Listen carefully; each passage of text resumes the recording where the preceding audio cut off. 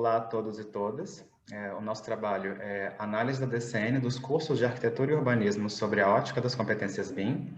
Os autores e autoras Caio Nunes, Daniela Scubs, Júlia Fernandes e Regina Rochel, da Universidade Estadual de Campinas. Bom, nos últimos anos, observou-se nas matrizes dos cursos de Arquitetura e Urbanismo a inserção de disciplinas voltadas para o ensino de softwares de modelagem tridimensional dentro da metodologia BIM.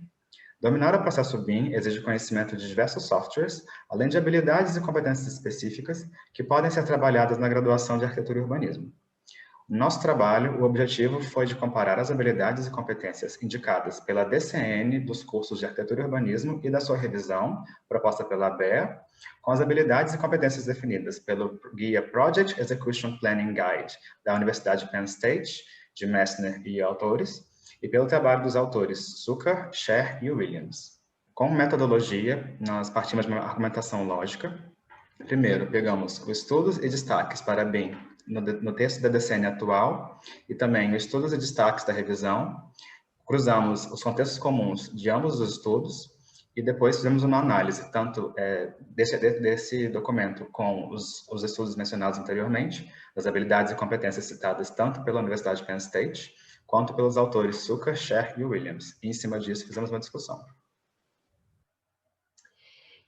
Na educação, ouve-se muito hoje em dia os termos metodologia ativa e ensino por competências, que são formas de ensinar que estão sendo valorizadas na educação porque trazem ferramentas de colaboração e interação importantes para o profissional BIM. E o que são competências, né? Competências são a combinação de conhecimentos, habilidades e experiências para que um profissional seja capaz de entregar uma tarefa específica. E quanto às competências BIM individuais, elas se tratam de traços pessoais, conhecimentos profissionais e habilidades técnicas exigidas para que o indivíduo desempenhe uma atividade BIM. Essas habilidades, por sua vez, devem ser mensuráveis e podem ser adquiridas por meio da educação. A tecnologia BIM é muito mais ampla e mais complexa do que apenas o uso de uma ou outra ferramenta tridimensional de visualização, sendo composta por uma gama de usos possíveis usos de processos, de habilidades e competências necessárias para esse seu conhecimento. O diferencial do uso BIM na educação é o seu potencial de fazer com que os alunos vivenciem diversos parâmetros nesse ambiente BIM, como agendamento, projeção de custos, desenvolvimento de projetos, entre outras atividades. Com isso, os alunos podem ser capazes de criar projetos com uma boa relação de custo-benefício, eles podem entender melhor o quanto as suas escolhas de materiais, por exemplo, influenciam no custo final de uma construção, e eles conseguem criar projetos com melhores escolhas desde a fase inicial de design, fazendo com que a experiência do ensino se torne mais interativa. Infelizmente, hoje, o ensino de BIM é difundido apenas como uma ferramenta de projeto arquitetônico, e suas aplicabilidades no setor da construção, de gestão, são deixadas de lado. Aplicabilidades essas, como as que eu mencionei anteriormente, que elas poderiam estar sendo usadas, inclusive, no desenvolvimento do projeto arquitetônico. A discussão do trabalho traz um pouco do que é a DCN, né? Então, as DCN são as diretrizes curriculares nacionais, os cursos de arquitetura e urbanismo, que direcionam as habilidades e competências que devem ser trabalhadas nos projetos pedagógicos dos cursos.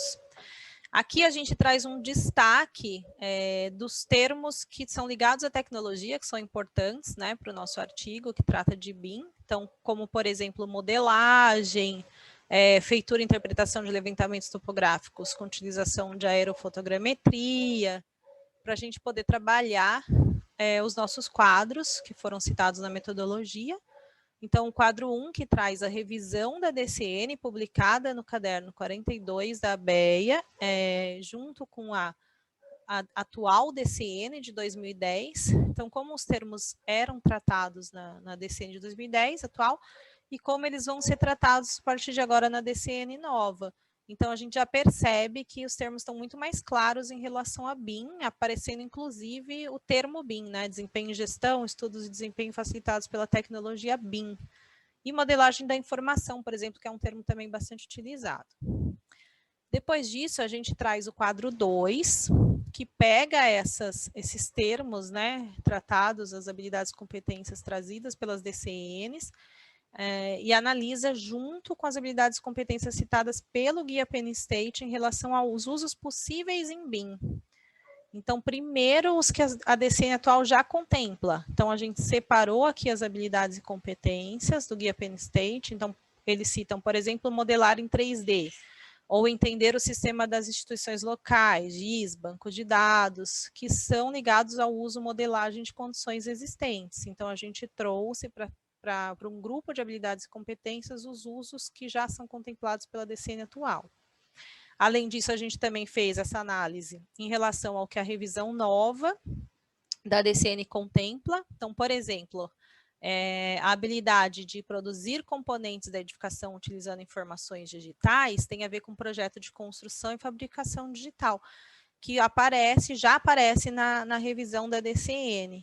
Além disso, a gente também analisou inserções que não aparecem de forma clara, ou então que são trazidos por cursos de pós-graduação ou outros cursos de graduação, como engenharia civil, por exemplo. E aí, por último, o quadro 3 traz uma análise das DCNs com habilidades e competências citadas por Zucker, Scher e Williams, em suas camadas e conjuntos. Eles citam no artigo deles camadas importantes, que são de execução, domínio e habilidades socioemocionais. E é interessante essa análise do nosso quadro, que mostra que hoje os textos das DCNs, tanto a atual quanto a sua revisão, não trazem nenhuma habilidade e competência ainda ligada a habilidades socioemocionais, que são super importantes para se trabalhar hoje no mercado de BIM, principalmente em trabalho colaborativo, por exemplo. Concluiu-se que a DCN hoje é bastante genérica e não indica as competências importantes para que os PPCs e os planos de aprendizagem de disciplinas sejam criados de forma bem orientada nas instituições do Brasil para o ensino BIM. Camadas de competências importantes citadas por Zucker poderiam ficar mais claras no documento, indicando inclusive a necessidade de formar profissionais que atendam a competências do século XXI, que estão diretamente ligadas a capacidades socioemocionais, como colaboração, relacionamentos interpessoais e resolução de conflitos. Como trabalhos futuros, propõe-se a descrição de uma base de habilidades específicas que possam ser atreladas a disciplinas ou a projetos integradores, para que os cursos possam incluir em seus planos e objetivos de aprendizagem, a fim de preparar seus discentes para melhor enfrentar as novas demandas de mercado. E para atender a todos os usos e processos da tecnologia BIM, fica clara a necessidade de equipes multidisciplinares abertas a novos aprendizados e ao trabalho colaborativo. Essas são as nossas referências. Muito obrigado a todos e todas.